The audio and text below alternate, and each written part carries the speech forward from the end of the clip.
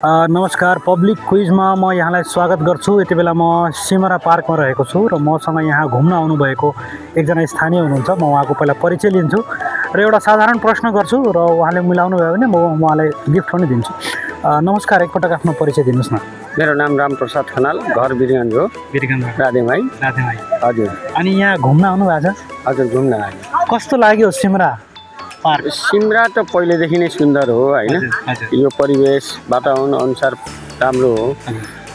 अहिले यो पार्क बनिकन चाहिँ अलिकति भिजिट साइड बनेको छ, त्यो चाहिँ खुसी लाग्यो।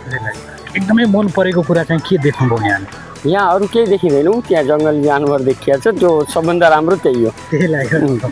हुन्छ, हामी पनि बिरगञ्जबाटै आएका छौँ र यहाँ चाहिँ हामी तपाईँलाई एउटा प्रश्न गर्छौँ र यो उपहार भनेको हाम्रो अल्पाइन माध्यमिक विद्यालयको तर्फबाट तपाईँले पाउन सक्नुहुन्छ। बिरगञ्ज मेरो एरियाबाट।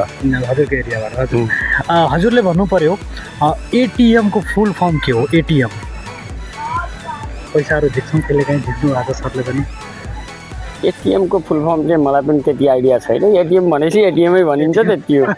त्योभन्दा डिपली हामी गइएन पनि। हजुर हजुर, हुन्छ। तर सहभागी भइदिनु भयो सर, हामीलाई अत्यन्त खुसी लाग्यो। हामी यहाँ धेरै धेरै धन्यवाद भन्न चाहन्छौँ। Thank you so much. हुन्छ, थ्याङ्क यू।